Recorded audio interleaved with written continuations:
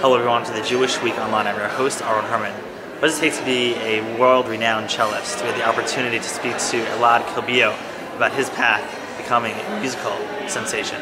Let's take a closer look.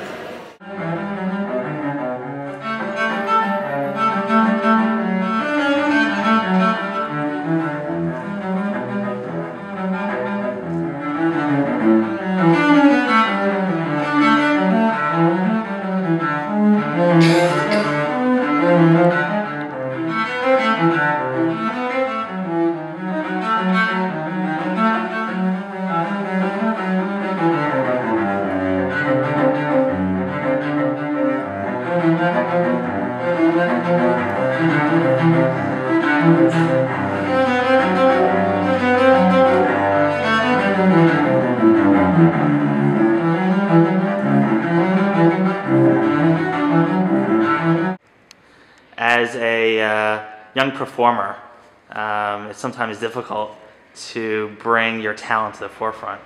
And you have a unique story as now a leader in the cello industry. I know it's you know, when you play, your music transcends so many different levels. So tell us a little bit how you got started. I started because my mother is a musician, and all of us in our family are musicians, all thanks to my mother. My sister, my oldest sister, she's a flutist, and my other older sister, she's a violist. And it was very clear that I'm going to be a musician. For years and years, as a child, I was sure that I picked actually the cello by myself, but it was all planned like well in advance by my mother. And I basically went through the entire musicians, artist route in Israel. I went to the Arts High School Tel Mayalin in Tel Aviv, and then in my army service I did as an outstanding musician, so I was performing with the IDF string quartet all over Israel. Then I went to the Tel Aviv University, studied at the Tel Aviv Music Academy, did my bachelor, my master's. Then I felt strong enough to come to New York. I was sure in New York I have to climb from the very bottom, but I didn't realize that coming from Israel that I got actually all of the tools that I needed. And New York was just the next step. I was very fortunate to have the support of America-Israel Cultural Foundation. And I moved to New York, and now I have a concert lecture series here in New York. Not here, I'm in Tel Aviv. I forget. I have a concert lecture series, and this is my greatest passion in life, sharing insights about music and making classical music more accessible, and bringing wonderful also Israeli artists. Almost all of the artists I work with in New York, and it's not a big surprise, are Israeli. There's lots of great talent in New York, Israeli talent. And besides that, I also have a klezmer group, all Israeli klezmer group, and that's a different side in my life now that I'm not doing classical music only. So that was a great discovery. It's always fun to play with your friends and also make great music. And also I'm music director of Ballet Next, which is a new ballet company. So I feel very fortunate that I do lots of different things. And I'm very excited now to be in Israel and bring my concert lecture series, Music Talks, here to Tel Aviv. It's a little bit funny that it was founded in New York, but only now it gets to Tel Aviv. But I'm very excited. I already had a few performances. On Friday it's the concert in Tel Aviv, and I'm very, very excited. What excites you about classical music? It's a tough question.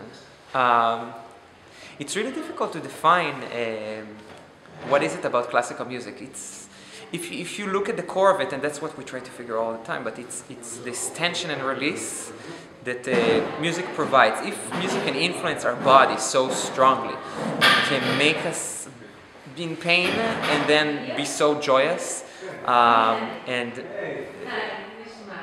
discovering that, understanding that music, only notes, sound can affect us so much, and that's a wonderful thing. And my mission in life is to help more people enjoy classical music, because we kind of lost people along the way, and classical music has a lot to offer.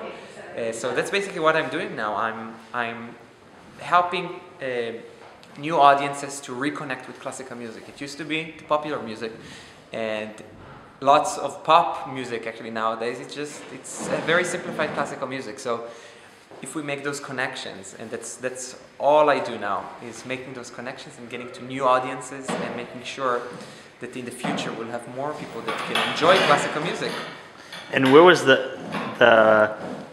place that was like you knew you made it? Was there a specific like performance where like I'm on stage now? This like I've gotten to where where I want to go. It's you have different steps. It always has to do with where you are. So when I was very young, I auditioned and I got the American Israel Cultural Foundation scholarship. Back then, that was the thing that I wanted more than anything, because it really told me I made it. I was a member of this giant family of artists in Israel, including my mother and my sister, and I felt like I really made it, and they really helped me and supported me and pushed me further. Then the next step was a major step, was when I joined the army, and I auditioned to get the position of outstanding musician. And for me it was very clear, if I wouldn't have got that position, and I'm healthy, I would have been in combat instead. But the Israeli government auditioned and they gave me the status. They said that I need to preserve the skills and talent that I worked on all these years, and I can't just stop playing for 3 years, because 3 years in that age are so important. And for me, getting this approval just showed me that I'm doing the right thing. And then the next step was making it in New York. I was sure coming to New York that it would take a while. If not, I didn't know what would happen.